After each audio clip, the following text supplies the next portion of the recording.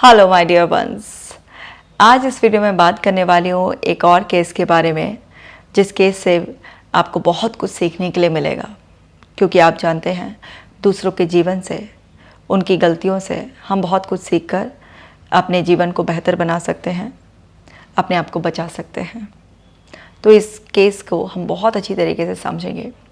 ये एक लड़का है जिसकी एज है 25 ईयर्स। अब 25 साल का ये लड़का बहुत ही ज़्यादा डिप्रेस, बहुत परेशान, बहुत ज़्यादा ट्रस्ट इश्यूज़, किसी पर भी विश्वास नहीं होता, हमेशा बेचैनी सी रहती है, दिल की धड़कन बढ़ी भी रहती है और बस अपनी ही दुनिया में खोया खोया सा। ये तो इसके शुरुआती लक्षण। जब पहली बार मुझसे मिला तो बस आया, बैठा और कुछ बोलने की बजाय जैसे बिल्कुल साइलेंट मोड पर चला गया। एक ऐसा कि जैसे कोई इंसान एक इतना डीप मेडिटेशन में खो गया है कि उसको कोई सुध-बुध नहीं है कि उसके सामने कौन बैठा है, आसपास क्या हो रहा है, एकदम कंप्लीटली लॉस्ट। अब कोई आया है तो डेफिनेटली ये एक्सपेक्टेशंस है कि अपने मन की बात कहे कि भाई क्यों आया है, किस पर्पज़ से है, क्या चैलेंजेस लेकर आया है। लेकिन मेरे 2-3 बार पूछने के बाद भी वो साइलेंस एज इट इज़ रहा, कुछ बोलना ही नहीं, नीची नज़रें झुकाकर साइलेंट मोड पर। 2-3 बार पूछने के बाद जब उसने कुछ बोला ही नहीं तो मैं इंतज़ार करने लगी कि कुछ बोले। 10 मिनट बीते, 15 मिनट बीते, आधा घंटा बीता, साइलेंस। बार बार बीच में पोलाइटली पूछने के बावजूद भी बिल्कुल साइलेंट। और वो पूरा 1 घंटा उस साइलेंस में बीत गया। सेशन का टाइम ख़त्म हो गया, मुझे किसी और के साथ बिज़ी होना था और वो चला गया। अब वो चला गया, मुझे पता ही नहीं चला कि पूरे 1 घंटे में बात क्या है कुछ, क्योंकि जितनी भी बार मैं किसी भी तरीके से इनकरेज करने की कोशिश करूं, वो साइलेंस से कि टूटने का नाम ही नहीं ले रहा था। तो पहली बार ऐसा हुआ, पहली मुलाकात ऐसी थी। अब उसके बाद मुझे पता चला कि इस पर्सन ने ऑलरेडी आगे के भी काफ़ी अपॉइंटमेंट्स बुक करा रखे हैं। तो फिर वो नेक्स्ट विज़िट का भी टाइम आया। अब नेक्स्ट विज़िट में जो पहली बार बोला नहीं, वो फिर मुंह पे उंगली रखने वाला, जिसने ऐसी उंगली तो नहीं रखी लेकिन अपने होठों को इस तरीके से सिल लिया था कि एक शब्द नहीं निकले, वो फिर आकर सामने बैठ गया और बैठे फिर से वही, कुछ नहीं बोलना। 10 मिनट बीते, 15 मिनट बीते, कितना भी उससे कहो विश्वास कर सकते हो, मैं आपकी बात ध्यान से सुनूंगी, मुझे बताओ। जैसे बुद्ध आकर, एक स्टैचू आकर सामने बैठ गया है, जो आ क्यों रहा है पता नहीं, कुछ बता ही नहीं रहा है। इस तरीके से पूरे 4 सेशंस शुरुआत कैसे निकले, जिसमें उसने एक शब्द भी नहीं बोला, एक शब्द भी नहीं बोला। पूरा 1 घंटा जैसे हम साइलेंस खेल रहे हैं ऐसे। और उस साइलेंस को ब्रेक करने के लिए जैसे मैं ही एक वो कर रही हूँ कि वहाँ पर डिस्टर्बेंस क्रिएट कर रही हूँ, कि बीच बीच में मोटिवेट करने की कोशिश कर रही हूँ कि वो पर्सन कोई शेयर करे कुछ अपने मन की बात। लेकिन ऐसा लग रहा था कि जैसे मेरे साइलेंस की, मेरे पेशेंस की, मतलब हर चीज़ की वो परख करना चाह रहा है कि ये कितनी देर साइलेंट रह सकती हैं, इनमें कितना पेशेंस है कि मैं अगर कुछ नहीं बोलता हूँ तो क्या है। जब 4 सेशन बीत गए, 5वें सेशन में वो पर्सन आया तो मैंने उसका नाम लेकर उसको बोला फिर से कि मुझ पर भरोसा कर सकते हो। लेकिन फिर 10-15 मिनट बीत गए, कुछ नहीं। तो कहते हैं ना, कभी कभी ईश्वर आपकी मदद करते हैं। सो मेरे मन से ऐसे ही अचानक से मुंह से निकला, नारियल पानी पियोगे क्या? और उसकी जो नीचे झुकी हुई नजरें थी वो ऊपर हुई और उसने पहली बार मुझे देखा। और पहली बार देखा, कुछ नहीं बोला, फिर भी साइलेंट मोड फिर भी ऑन रहा, लेकिन पहली बार देखा। उस टाइम पर मेरे पास क्लिनिक पे हमेशा नारियल पानी रहता है, तो मैंने नारियल पानी खुद अपने हाथ से उसको उठकर ऑफ़र किया और थोड़ा उसके नज़दीक जाकर बोला कि मुझ पर भरोसा कर सकते हो, मैं तुम्हें समझूंगी, तुम्हारी बात का विश्वास करूंगी, ले लो। पकड़े ही नहीं, बड़ी मुश्किल से 5-7 मिनट बार बार कहने पर खैर उसने नारियल पानी पकड़ा। और नारियल पानी पकड़ने के बाद उसको हाथ में ही पकड़ कर बैठ गया, ना पिए ना आगे का कुछ करे। और रिपीटेडली मैंने 3-4 बार उससे जब बोला तो पता नहीं उसके मन में क्या शुरुआत में आया था कि उसने नारियल पानी पीना शुरू किया और उसने एक ही बात कही, ट्रस्ट इश्यूज़ है। अब ये बात सुनते ही कि ट्रस्ट इश्यूज़ हैं, इतना तो समझने में देर नहीं लगी कि कोई ना कोई बहुत गहरी चोट लगी हुई है जिसकी वजह से उसकी ऐसी हालत हो गई है कि 5वें सेशन में आधा घंटा निकलने के बाद मुंह से एक शब्द निकला है, पहली बार कुछ कहा है, ट्रस्ट इश्यूज़ हैं। तो फिर अब पता चल गया, कहते हैं समझदार को इशारा ही काफ़ी है, तो मुझे पता चला कि ट्रस्ट इश्यूज़ हैं। तो फिर और पेशेंस से काम लेकर कि बंदा टाइम लगाएगा, आ रहा है तो इसका मतलब कहीं ना कहीं अंदर कुछ तो विश्वास है इसके कि ये पर्सन मुझे संभाल लेगा। एक तो ये विश्वास भी है और दूसरा वो परखना भी चाह रहा है कि मैं कितना उसके साथ पेशेंस से काम ले सकती हूँ। तो जैसे सारा पेशेंस उस टाइम प्रकृति का समट कर मेरे अंदर ही आ गया और मैंने डिसाइड कर लिया कि इस बंदे को अब ठीक करना है। बड़ा चैलेंजिंग केस है और बड़ा पेशेंस से काम लेना है इसके साथ। तो उसकी साइलेंस की मैं भी पार्टनर बन गई और साइलेंस की पार्टनर बनकर ऐसा हुआ कि जब हमने 8 सेशन कंप्लीट कर लिए साइलेंस में और हर बार पूरे 1 घंटे के सेशन में 3 या 4 ही बातें मुझे बोलनी होती थी जो वो सुनता था और पता नहीं सुनकर बुत के अंदर जाती थी या क्या करता था। तो वो जब पूरे सेशन से इस तरीके से निकल गए तो उसके बाद ये हुआ कि किसी ना किसी पर तो भरोसा करना पड़ेगा, तुम्हारा यहाँ आना ही मुझ पर भरोसे का एक सिग्नल है और मैं उसको मानकर तुमको ये यकीन दिला सकती हूँ कि जिसने भी तुम्हारा भरोसा तोड़ा होगा लेकिन यहाँ पर तुम्हारा भरोसा कायम रहेगा। मेरा ये कहना था और 8 सेशन के बाद उसने बोलना शुरू किया और जब उसने बोलना शुरू किया तो पता चला कि उसकी 10th क्लास से ये सब शुरू हुआ था। 10th क्लास में बिल्कुल सीधा सच्चा जैसे एक लड़का होता है उस तरीके से वो एक अच्छे वेल ऑफ परिवार से बिलोंग करने वाला और बहुत ही अच्छे संस्कारों वाला बच्चा था। और 10th क्लास में उसके साथ कुछ उसी के क्लासमेट्स ने बहुत कुछ बुरा किया, उसको झूठे इल्ज़ाम लगाए और उसको फंसा दिया। उसका बहुत मजाक उड़ाते थे, उसकी सॉफ्ट नेचर का बहुत मजाक उड़ाते थे। उसको कभी गे कह देते थे तो कभी उसकी और तरीके से इंसल्ट कर देते। और क्योंकि उसकी नेचर में लड़ना झगड़ना या इस तरीके से बदतमीज़ी करना नहीं था तो उसका बहुत ज़्यादा बुरा इफ़ेक्ट उसके ऊपर पड़ा कि वो अंदर अंदर उस बात को सप्रेस कर गया। अपनी फैमिली में भी शेयर नहीं कर पाया क्योंकि वो नहीं चाहता था कि फैमिली में कुछ बात बढ़े, क्योंकि उसके फादर जो थे वो एक बहुत अच्छी पोस्ट पर थे और बहुत कुछ कर सकते थे। वो स्कूल वालों का भी और उन बच्चों का भी बहुत कुछ बिगाड़ सकते थे। उनके पास इतना अच्छी अथॉरिटी थी और इतना अच्छा उसके फादर की पोजीशन थी, लेकिन वो कह नहीं पाया और अंदर अंदर वो स्कूल के 2 साल बहुत बुरी तरीके से घुट गया। कॉलेज में भी ऐसे ही उसका हाल रहा, जैसे तैसे करके उसने अपनी बीटेक कंप्लीट करी, लेकिन वो अंदर अंदर बिल्कुल ख़त्म होता जा रहा था। अब अंदर अंदर ख़त्म होता जा रहा था एक ऐसा इंसान जिसको बहुत ज़्यादा बुली किया गया। और बुली करने में भी सबसे ज़्यादा बुरा क्या था कि जिन दोस्तों पर वो भरोसा करता था उन्हीं ने ही उसकी कुछ बातें ऐसी और लोगों को बता दी थी जिसकी वजह से लोग उसे बुली करते थे।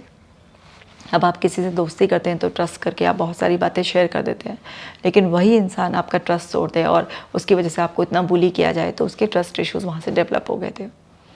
बहुत परेशान था और परेशान आदमी को अगर बाहर से कहीं कोई सहारा मिलता है तो फिर उसका सहारा वो लेने लग जाता है। तो उसके भी जीवन में ऐसा हुआ कि एक लड़की आई, उस लड़की पर उसको ट्रस्ट करने में बहुत समय लगा, लेकिन फिर भी कुछ महीनों में जाकर वो उस पर ट्रस्ट करने लगा था। लेकिन उस लड़की ने भी उसे चीट कर दिया। वो भी उसके साथ खेल खेल रही थी, दूसरे लड़कों के साथ भी इन्वॉल्व थी। तो टूटा हुआ और टूट गया। अब उसका ट्रस्ट बिल्कुल टूट चुका था, लोगों पर से भरोसा करना उसने बंद कर दिया था। घर में भी ऐसा हुआ कि हल्का फुल्का उसने कुछ अपनी मदर को बताने की कोशिश करी, मदर ने वही बात उसकी सिस्टर से कह दी, वही बात उसके फादर से कह दी, तो उसका घर वालों से भी ट्रस्ट ख़त्म हो गया था। अंदर अंदर वो इतना डिप्रेस्ड हो गया था बुरी तरीके से, इतना एंग्शियस फील करता था कि हर समय उसके दिल की धड़कन बढ़ी हुई रहती थी, हर समय उसे अनईजीनेस रहती थी। बस जिस टाइम पर वो सो रहा है उस टाइम उसके लिए इन सारे सिम्टम्स से मुक्ति है, अदरवाइज़ उसके अंदर बहुत घुटन सफोकेशन थी। तो अपना कॉलेज पूरा करने के बाद भी और नौकरी में भी कुछ खास मन नहीं लगा था, तो कहीं उसको ऐसी कोई खास, जितना वो टैलेंटेड था उतनी सफलता नहीं मिल पा रही थी, उतना जितना वो डिज़र्व करता था, जितना उसमें पोटेंशियल था, वो सब वो यूटिलाइज़ नहीं कर पा रहा था। तो ठीक ठाक से ये एक नौकरी कर रहा था, लेकिन उसमें भी सेटिस्फाइड नहीं था, परेशान था। वहाँ पर भी लोगों को ट्रस्ट नहीं कर पाता था। वो अपना कोई स्टार्टअप करना चाहता था, लेकिन उसके साथ ट्रस्ट इश्यूज़ इतने थे कि वो ये भी नहीं कि अपना वर्क पार्टनर किसी को बना सके। तो बहुत कुछ इस तरीके से चला था, लेकिन क्योंकि बहुत अच्छी फैमिली को बिलोंग करता था, काफ़ी पैसे वाले लोग थे, तो इसलिए कभी भी कोई फाइनेंशियल ऐसे कोई वरी वगैरह उसको नहीं रही। लेकिन हाँ, एज जैसे जैसे आपकी बढ़ती जाती है, आप ही तो लड़कों से जैसे वो 25 के ऊपर होते हैं तो एक्सपेक्टेशन होने लगती है, तो ऐसे घर वालों को भी एक्सपेक्टेशन थी कि भाई ये क्या कर रहा है, क्यों इतना गुमसुम रहता है, क्या ऐसा है। लोगों को लगता था उसके घर वालों को भी शादी वादी करते हैं, लेकिन शादी के लिए भी रेडी नहीं रहता था। तो ये सब चीज़ें उसके अंदर जो है ना बहुत घुटन पैदा करती थी, इसलिए वो किसी चीज़ के लिए रेडी नहीं था। कई बार ऐसा सोचता था कि मैं अपनी कार का एक्सीडेंट कर लूँ, तो अपनी मौत को एक एक्सीडेंट बना दूँ, तो किसी को पता भी नहीं चलेगा, क्योंकि मेरी फैमिली इतनी रेपुटेटेड है कि मैंने सुसाइड किया तो मेरी बहन की शादी भी नहीं हो पाएगी या और भी कुछ ऐसा नहीं हो पाएगा। तो काफ़ी रेपुटेटेड फैमिली से था, तो अपनी मौत को एक एक्सीडेंट बनाने का प्लान करता था कई बार, लेकिन बस हिम्मत नहीं जुटा पाता था। सोचता था अगर बच गया तो ज़िंदगी बिल्कुल नर्क बन जाएगी। तो ये सब करते करते वो बहुत परेशान हो गया था। तो जब मेरे पास आया तो मैंने आपको बताया ही कि कैसे हमने 8 सेशंस तक साइलेंस का गेम खेला, और उसके बाद वो धीरे धीरे कनेक्ट हुआ। तो बड़ा पेशेंस रखना पड़ा, और बहुत पेशेंस के साथ उसकी बात को बिल्कुल नॉन जजमेंटल एटीट्यूड, जिसके लिए मैं सभी की बातों को ऐसे सुनती हूँ, लेकिन उसका कुछ खास ही ख्याल रखना था मुझे। तो इस तरीके से सब उसने बातें शेयर की, ये भरोसा करने के बाद कि ये मुझे समझ रही है, मुझे एक्सेप्ट कर रही है, और उसकी एक बात को भी बिना काटे, बस पेशेंस से कि वो बोलता जाए और मैं सुनती जाऊँ। जब उसकी पूरी बातें हो गई, और कई सेशंस उसने इस बातों को पूरा करने में लगाए, क्योंकि बोलने की स्पीड इतनी धीमी, फील कर कर कर बोलता है, और फील कर कर कर बोलने वाला इंसान 1 घंटे में कितना ही बोल पाएगा। तो बहुत ही पेशेंस के साथ एक लंबा तो एक्सप्रेशन का ही फेस चल गया महीनों का, जिसमें उसकी कई सेशंस में तो अपनी बात ख़त्म हुई। और उसके बाद एक्सरसाइज नहीं करनी है, कोई रिटन प्रैक्टिस नहीं करनी है, कुछ नहीं करनी है। मुझे अपने घर आपका ये फोल्डर ही नहीं लेके जाना है, कुछ नहीं। जो कराना है आपको, मुझे आपके स्टाफ से भी एक्सरसाइज नहीं करनी है, कुछ नहीं। जो कराना है आपने कराना है। मेरा एक्सरसाइज आप अलग से मेरा स्टाफ करा देगा मेरे साथ सेशन को, नहीं, आप ही को मेरे को करानी है, चाहे मेरे 1 घंटे वाले उसमें करा दो। ये जिद कि मतलब मेरे अलावा किसी और पर भरोसा ही नहीं करना है। खैर, अब एक इंसान की ज़िंदगी बचानी है, बेहतर करनी है, तो कई बार ये प्यारी सी ज़िद भी जो होती है वो माननी पड़ जाती है। तो वही हुआ कि उसको एक्सरसाइज भी मैं नहीं करानी, और वो भी बहुत मतलब इतना मुश्किल से इसको मनाना जैसे एक छोटे बच्चे को मना रहे हैं कि हाँ ये करना है, तुम्हारे लिए ज़रूरी है। और बिल्कुल इस तरीके से ही लेकर चलना जैसे एक मदर अपने बच्चे को लेकर चलती है, कि उसे पता है कि मेरा बच्चा ज़िद्दी हो रहा है इस टाइम पर, बहुत प्यार से भला फुसला कर संभालना। और वही हुआ, कुछ महीनों की मेहनत, उसका विश्वास इतना बढ़ गया कि मेरा विश्वास उस पर काम करने लगा। टेक्निक्स तो सारी अच्छी होती हैं, और इतने और लोग भी होते हैं बताते हैं, या इतना गूगल पे यूट्यूब पर हैं, लेकिन जब उसमें विश्वास मिल जाता है तो असर 100 गुना बढ़ जाता है। वही हुआ कि वो विश्वास से जब उसका और मेरा एक बॉन्ड बन गया, तो उस पर बहुत ही तेज़ी से मेरी हर बात मैजिक की तरह काम करने लगी, इतना मैजिकली काम करने लगी कि वो अपनी जो सारी अनकंफर्टेबल फीलिंग्स थी वो सब रिलीज़ हो गई, वो कंफर्टेबल होता चला गया, बहुत ही अच्छा महसूस करते हुए। जो आकर साइलेंस में चला जाता था, अब वो चटर-पटर बबली होता जा रहा था, बोलने लगा था, और अपनी बातों को खुलकर कहने लगा था, जीना सीख लिया था। और इतना जीना सीख लिया था, हंसते मुस्कुराते, उसे विश्वास आ गया था कि कोई तो है उसका इस दुनिया में जो उसे समझता है और जिस पर वो विश्वास कर सकता है। लेकिन उसका विश्वास सिर्फ मुझ पर ही ना बना रहे, उसका विश्वास सब पर बनाना था, क्योंकि मेरे पर डिपेंडेंसी नहीं बनानी थी मुझे। कब तक मैं उसके साथ रहूँगी, एक लिमिटेड रोल होता है मेरा सबकी ज़िंदगी में। तो धीरे धीरे उसे दूसरों पर भी विश्वास कराना सिखाया, क्योंकि उसने तो कोई रिटन प्रैक्टिस नहीं करनी थी, उसने तो कोई घर जाके एक्सरसाइज नहीं करनी थी। तो जो सब कुछ था वो टॉक थेरेपी के थ्रू, मतलब उसने सब फेल कर दिया कि नहीं, मुझे कोई सीबीटी नहीं करनी है, मुझे कोई ईआरपी नहीं करनी है, मुझे कोई एनएलपी नहीं करनी है, मुझे कोई डीबीटी नहीं करनी है, मुझे कोई वो नहीं करनी है। और हिप्नोटाइज तो मुझे बिल्कुल नहीं होना है, क्योंकि आपने मुझे हिप्नोटाइज करके पता नहीं क्या ही क्या है मुझसे और पूछ लोगे। तो मैंने कहा अच्छा अभी भी सीक्रेट रख रखा है क्या कुछ जो मुझे बताया नहीं है। तो फिर हंसते मुस्कुराते बोला नहीं, बस मुझे टॉक थेरेपी जमती है, आप बोलते जाओ, आपकी बातें सीधा मेरे अंदर जाती हैं और असर करती हैं और दिमाग में प्रिंट हो जाती हैं बिल्कुल, और फिर वो हो जाता है। तो इस तरीके से करते करते ये 1% ऐसा भी मेरी ज़िंदगी में करते करते करते करते ऐसा हुआ कि इतना गहरा बॉन्ड बन गया, इतना विश्वास का बॉन्ड, कि धीरे धीरे वो बातें थेरेपी जैसे फॉर्मल थेरेपी से भी ज़्यादा असर करने लगी। और फिर उसका विश्वास जो खोया हुआ था दुनिया पर, उसने एकदम से ऐसा मान लिया था कि कुछ लोग बुरे हैं तो इसका मतलब जनरलाइज सब लोग ही बुरे होते हैं। 2-4 ने ट्रस्ट हो रहा है तो किसी पर भी ट्रस्ट नहीं करना चाहिए। जो जनरलाइजेशन कॉग्निटिव डिस्टॉर्शन था उसका, अगर मैंने किसी पर विश्वास कर लिया फिर उसने मेरा विश्वास तोड़ दिया, व्हाट इफ जो थिंकिंग पैटर्न था, जो मुझे लग रहा है वही फैक्ट है कि दुनिया में ऐसे ही लोग होते हैं, इमोशनल रीजनिंग। तो तरह तरह के जो मल्टीपल डिस्टॉर्टेड थिंकिंग पैटर्न्स थे वो सब बिना बताए, जैसे होता है ना बच्चे को, एक मैंने सुना था कि एक शैतान बच्चा था तो वो किससे पढ़ता नहीं था तो उसके टीचर बदलते रहते थे। तो फिर एक टीचर होता है, वो बड़ा गुरु होता है, वो उसको बाग में ले जाता है और ऊपर से आम के पेड़ पर चढ़कर नीचे आम गिर रहा होता है और बोलते गिनो इसे कितने, 1 2 3 4 ऐसे करके। तो वहीं पर दूसरा बच्चा एक और वो भी नॉटी होता है, वो कहता है मत गिनियो, ये तुझे पढ़ा ही रहा है।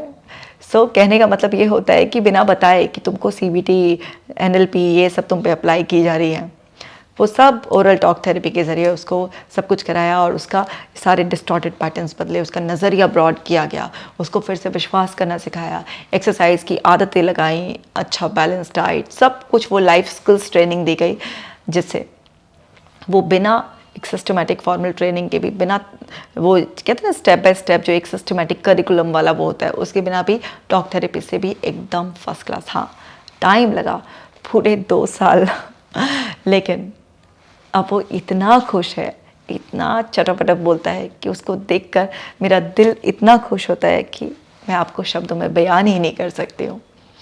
मतलब वो इतनी रेपुटेटेड फैमिली से बिलोंग करता है कि वो वीडियो कैमरा के सामने नहीं आ सकता, लेकिन उसने बोला कि आप मेरे बारे में बताओ कि आपको देखो कैसे कैसे लोगों को झेलना पड़ता है। तो मैं से बोलती झेलना नहीं पड़ता, ये भी सब बहुत मज़ा आता है इस सब में गई, ये मेरा काम ही नहीं, ये मुझे, मैं शब्दों में बयान नहीं कर सकती कि ये मेरा काम नहीं है, ये मेरा जीवन है और मुझे बहुत मज़ा आता है।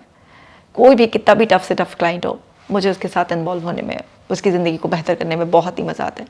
तो भले ही मेरे साथ कैमरे के साथ नहीं आया है, लेकिन मुझे पता है कि अब ये वीडियो रिकॉर्ड करने के बाद उसके चेहरे पर एक बड़ी सी स्माइल होगी कि हाँ, कि मेरे कहने पर ये वो बना दिया है।